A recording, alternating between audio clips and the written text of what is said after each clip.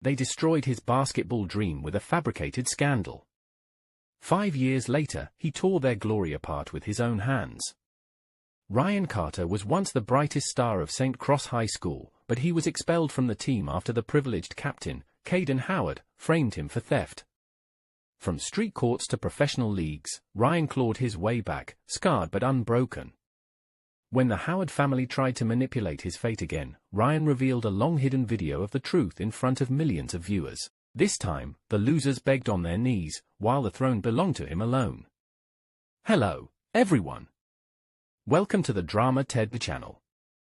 Let's dive into the story. The basketball gym at St. Cross Private High School was deafening with cheers. Ryan Carter stood at the free throw line, sweat dripping down his face, but all he could hear was the sound of his own heartbeat. Last shot, Carter! Win this and we're in the state finals, the coach roared from the sidelines.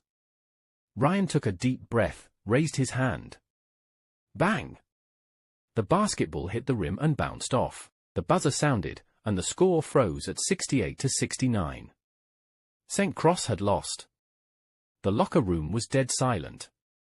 Caden Howard, the team captain and son of a school board member, kicked over the water cooler. This is why you'll always be a benchwarmer, Carter, he yelled, throwing Ryan's towel in his face. Trash like you doesn't deserve to wear St. Cross jerseys. Ryan clenched his fists, his nails digging into his palms. He knew why Caden was furious, because the scouts at the game had come to see Caden. But now, they'd only remember Ryan Carter missing the game-winning shot. 3 days later, Ryan's locker was broken into and filled with trash. His basketball shoes were slashed, and the word loser was spray-painted in red across his jersey. Worse, the team group chat exploded with a photo, Ryan standing in front of Caden's locker, seemingly holding something. Caught the thief! Caden messaged the group. My championship ring is missing, and the security footage shows Carter rummaging through my locker. Ryan's fingers trembled as he opened the blurry photo. It wasn't him. The person in the picture wore a similar practice jersey, but their build was completely different. No one listened to his explanation. Coach Morris coldly told him, the school board has decided, you're expelled. Ryan stood in the pouring rain, clutching a cardboard box of his belongings as his phone buzzed non-stop. The hashtag #StCrossThief was trending locally, and Caden's evidence had been shared thousands of times. His inbox was flooded with insults and threats. Only one message from an unknown number stood out. I saw Caden plant the ring in the locker. There's a full video. Contact me if you need it. L. Ryan stared at the message as rainwater slid across the screen. He knew who L was. Liz Chen, the team's quiet, data-obsessed substitute manager. He gripped his phone and looked up at the St. Cross logo, the symbol of his dreams. Now, he had only one thought. One day, I'll make them all regret this. After being expelled, Ryan's life fell apart. His father, drunk and furious, smashed a bottle against his forehead. You worthless piece of trash. I paid for you to go to private school, and this is how you repay me. His mother silently bandaged his wound, disappointment filling her eyes. Ryan didn't explain. He knew that in the slums, failures didn't deserve excuses. He dropped out of school, worked at an auto repair shop during the day, and played basketball on street courts at night. There were no coaches, no strategies, only raw, brutal competition. Winners stayed, losers left. Ryan's game grew ruthless. He stopped chasing flashy passes and focused on the simplest ways to destroy his opponents: crossovers, pull-up jumpers, and violent dunks. Who's that kid? Street ball players whispered. He plays like he wants to kill someone. A year later, Ryan's name was known across East Coast streetball leagues. One day after practice, a man in a suit stopped him. Ryan Carter. The man handed him a business card. I'm Blake Wilson, a scout for the Pacific Basketball League. Ryan stared at the card, his throat tightening. The Pacific Basketball League, PBL, America's second-largest professional basketball league, a stepping stone to the NBA. Interested in a tryout? Wilson asked. Ryan smirked. You guys willing to sign a thief? Wilson shrugged. We only care if you can speak with your game. At the tryout, Ryan faced off against PBL's top defenders.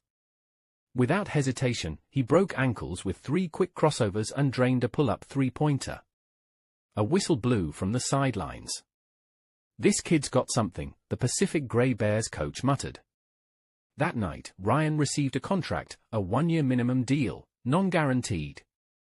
He signed his name so hard the pen nearly tore through the paper. The revenge had just begun. 3 years later, on NBA draft night, when the league commissioner announced, with the 5th pick, the New Orleans Knights select Ryan Carter, the audience erupted. The camera panned to the crowd. Caden Howard sat there, his face pale. Once an NCAA star, Caden was now undrafted due to a knee injury. Ryan smiled at the camera, holding up the Knights cap. "Anything you want to say to St. Cross High School?" a reporter asked. Ryan paused. "Thank you for teaching me one thing.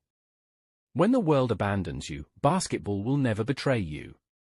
In the Summer League, New Orleans Knights vs. Los Angeles Lightning, Caden sat courtside, next to his father, the CEO of Howard Industries, one of the Knights' sponsors. In the third quarter, Ryan scored 15 points in Caden's face. "You can't guard me," Ryan whispered. "Just like your fake footage couldn't guard the truth."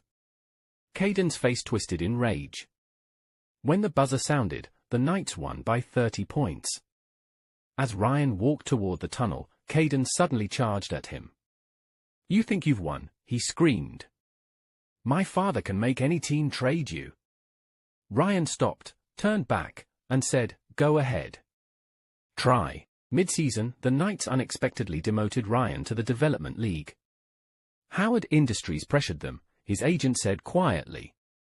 "They want to ruin you." Ryan laughed.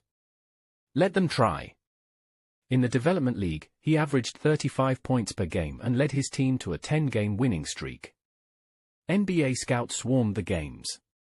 2 months later, the Knights were forced to recall him. Fan protests had grown too loud. At the All-Star Weekend, Ryan was selected for the Rising Stars game. During a pre-game interview, a reporter stirred the pot. "Rumor has it you have a feud with the Howard family." Ryan glanced at the crowd. Caden sat there, his gaze venomous. "Feud?" Ryan smiled. "No, I'm actually grateful to them. Because without them, I might never have realized how high I could fly."